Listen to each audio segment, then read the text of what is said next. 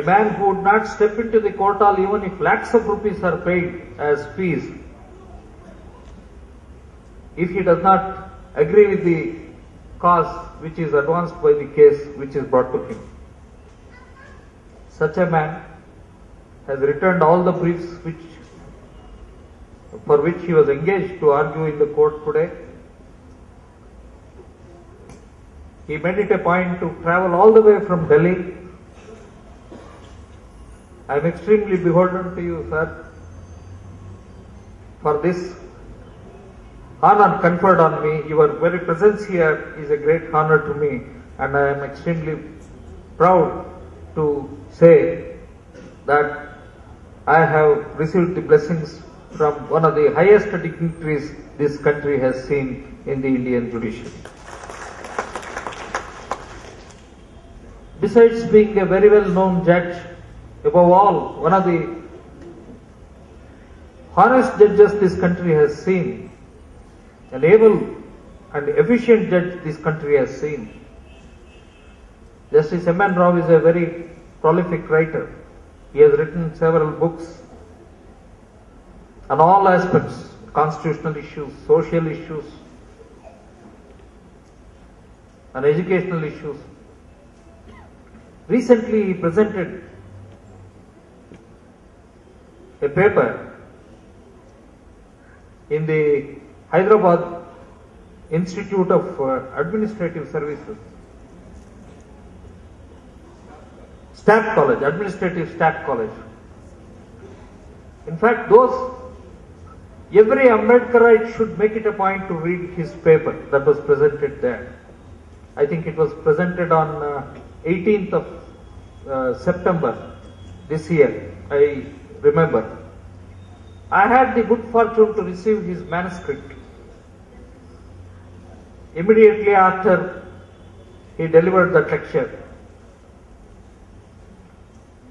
The points he has raised in that lecture, all crusaders of social justice should take note and make it a point to read it. Sir, I would request you to kindly publish it in the form of a book. I am sure it will reach the hands of all the activists in the country. One very simple issue, something which we have possibly not even pondered over. Let me ask the audience here,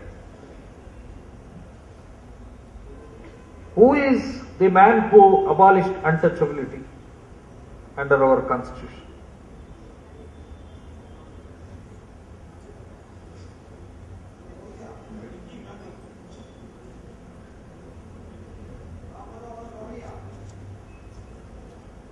Under our constitution, all of us believe that Ambedkar is the author of the article abolishing untouchability. Very interestingly, Justice M.N. Rao points out that abolition of untouchability was not the mission of Dr. Ambedkar.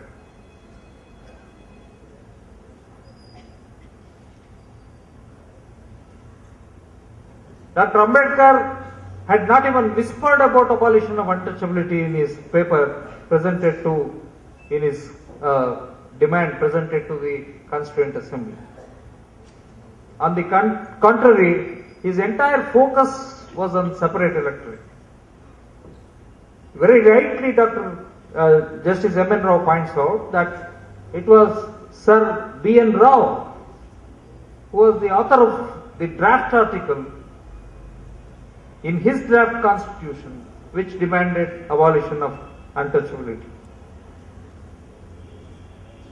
Like this, Justice M.N. Rao has raised some very interesting and original questions which require to be considered. He has even given the answers. So he is such a erudite scholar. We are extremely fortunate to listen to his lecture. Sir, I am extremely grateful for taking your time off and travelling all the way to Bangalore to bless me on this occasion.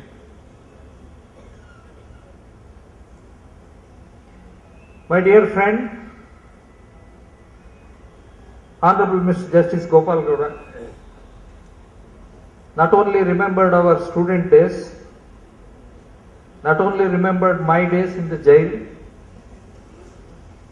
has given a clarion call that I should not confine my activities to the four corners of a court hall, but I should travel beyond to carry forward the mission in which I have believed all my life.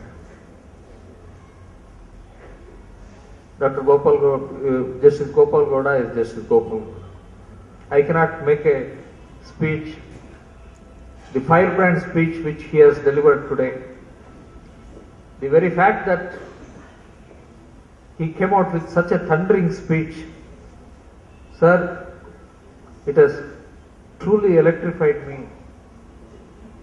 I cherish your advice.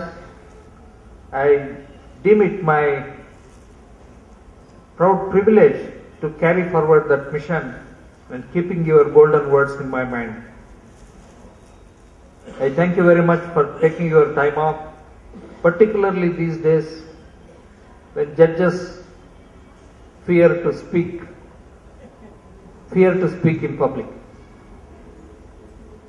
I am extremely grateful to you for coming all the way and wish me on this occasion. I thank you, Justice Gopal Gowda. I thank you profusely. Dr. N. Ramchandran, not many people know. He is such a creative educationist. The university which he has built inspired no less a person than Dr. Abdul Kalam, who made it a point to refer to that university and the good work done by Dr. Ramchandran all over the country. Wherever he went, he used to mention that.